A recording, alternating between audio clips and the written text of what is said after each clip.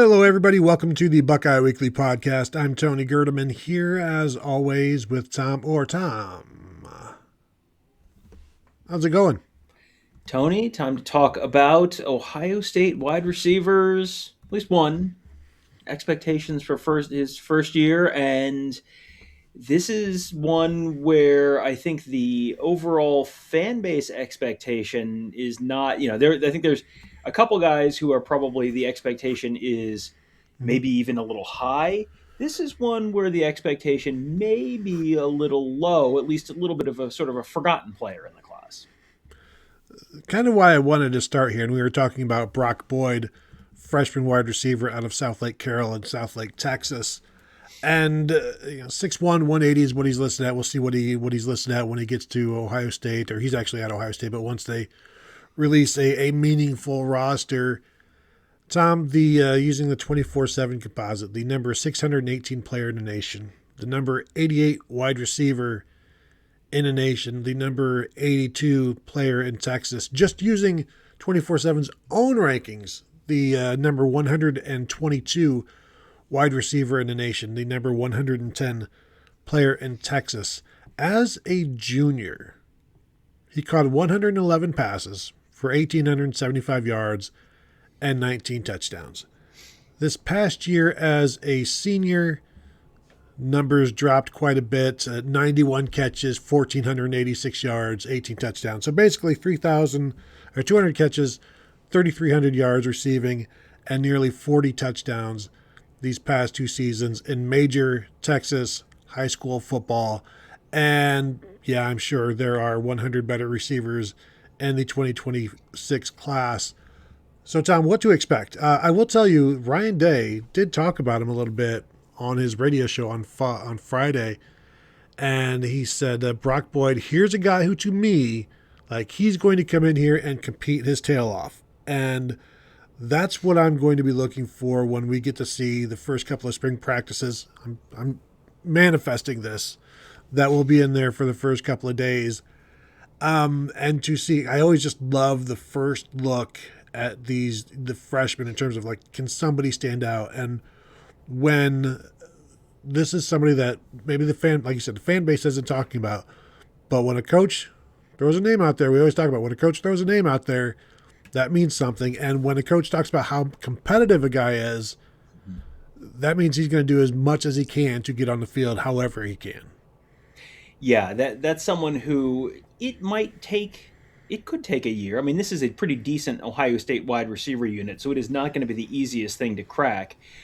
But he's someone who probably, if Ryan Day's talking about him already, that's someone who's probably going to be a factor on punt coverage, on kick coverage, at the very least. And here's the thing about being on punt coverage or kick coverage. Well, if you're already out there, then you're not trying to save a redshirt year. And if you're not trying to save a redshirt year, then when they're looking for someone to step in, hey, look, you can play anytime you want to. You're not trying to limit yourself to 4 regular season games. So that is a little bit of, that's one of those things where it's just a little comment. And you don't want to read too much into it, but it's just something to kind of keep an eye on. And, you're reading the recruiting rankings there. I'm going to read you recruiting rankings from a player from the class of 2024. Number 80 wide receiver in the class, number 977 player overall in the 247 composite, number 130 wide receiver in the 247 composite. Tony, can you tell me which player I am talking about? And that is admittedly a very wide net. I'm going to assume you're talking about Charlie Becker from Indiana. I am talking about Charlie Becker from Indiana. Now, no one is saying that Brock Boyd is going to do what Charlie Becker did this past season.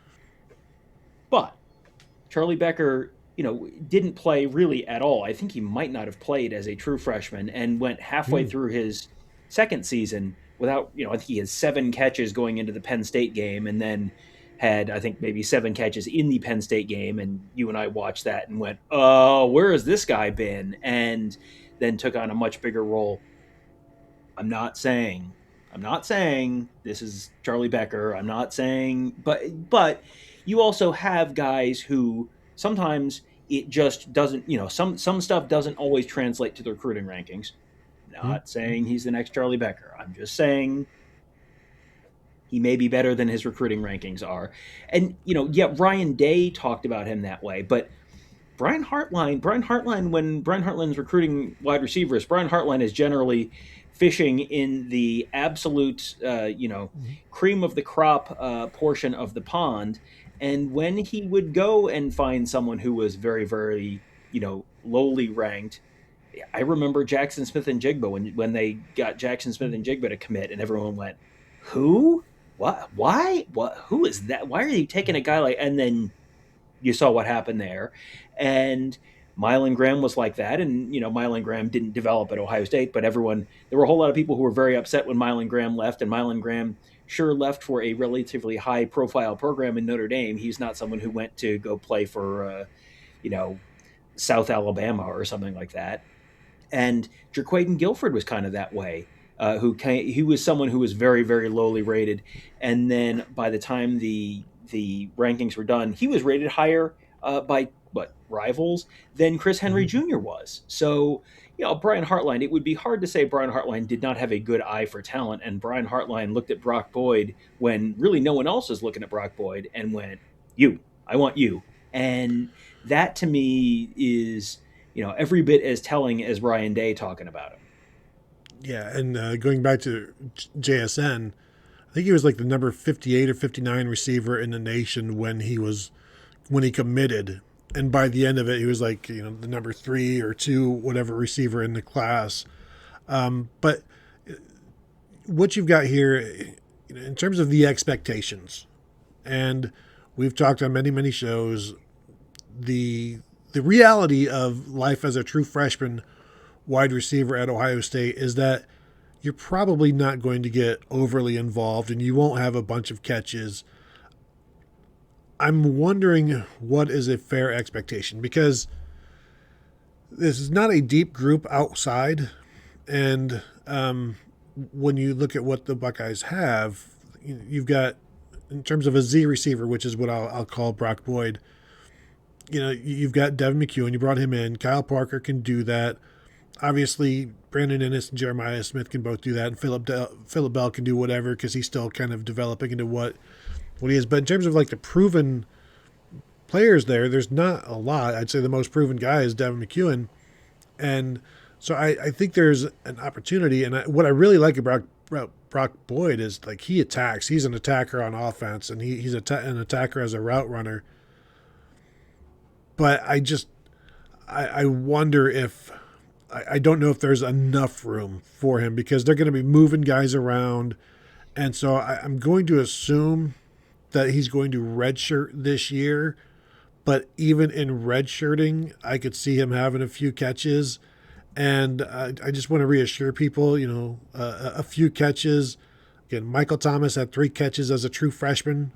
Austin Mack had 2. Brandon Ennis had 1. Noah Brown had 1 as a true freshman. This is a lack of production as a true freshman is not indicative. We've talked about it before, where Paris Campbell and Terry McLaurin didn't have their first catches until year 3. But I still won't be shocked if we see something from Brock Boyd. I really like what I see from him. I just don't know how if there's enough opportunity for him to show all that much this year. Yeah, if he doesn't redshirt, I'm thinking 5 catches for 75 yards or something like that. I don't think it's going to be enormous production, just because there's so much, there is enough depth there that, you named a whole bunch of names, and there's some talent, some real talent ahead of him there. The other thing is, you don't have a Grambling game this year. You don't have a month where you're playing Rutgers and Purdue and whoever else. This is a very, very tough schedule, and you have 2 non-conference games that are, other than Texas, 2 games against MAC level teams. Yeah, you'll probably see him in those games. If he's not playing special teams, you might just see him in those 2 games, and then maybe Maryland, maybe Northwestern, something like that. But there are not the number of throwaway games that Ohio State has had in previous seasons, and even last year, you look at the numbers for the true freshman wide receivers, and even with a couple really, a couple not particularly difficult non-conference games, and also a bunch of conference games that were not particularly difficult, you didn't see Des Jones or Phillip Bell putting up big numbers as true freshmen. Now, I'm expecting something out of him this year, and if he does redshirt, 1 to 2 catches. I mean, that would be perfectly fine in terms of what that could mean in terms of a long-term trajectory. If he doesn't redshirt, yeah, you give him 5 catches, 4 catches, something like that. I think that this is one where the long term is really intriguing. The short term, just because of the depth chart, because of the schedule, because of all that kind of stuff, it just feels like that's one where it's not. This is not a we'll see you next year in the way that it was with like Bod Miller, where he Right. came in and you knew this was going to be a multi-year project. This is not a multi-year project. This is someone who, as you said, has done it and done it at a high level in Texas high school football, which is about as good of a proving ground as you can get. But it's still, just because of the depth, because of the schedule, it's going to be a little bit of a you see what you see this year, and then we'll see you next year. Yeah, about the only better proving ground than Texas high school football to be a Buckeye is Alabama football. You mentioned 5 for 75 as the 5 for 75 as an expectation. If you look at that most closely resembles one of the all-time great Ohio State Buckeyes freshman season. Chris Gamble, 5 catches, 72 yards as a true freshman. I'm not saying Brock Board is a future first-round NFL cornerback, but if he, we'll see how the freshman season goes and see what those numbers look like, and then we'll start projecting how well he can play defense. But so there you go. Wanted to talk about that, and we're going to be talking about a lot of the freshmen as we go, and the expectations, and then probably once we see them in spring, do it again to see how things have changed, because that will be more information than we've got now. And not that we don't have a lot of information and are plenty informed right now, but once we see these guys practicing and things like that, and getting the feedback, we'll have more for you. So there you go. Just some thoughts. If you want to hit the thumbs up, we would appreciate it. If you want to give us a 5-star rating and review on your audio side, appreciate that as well. And always welcome you over at BuckeyeHuddle.com. Thank you all for tuning in, and we will talk to you all later.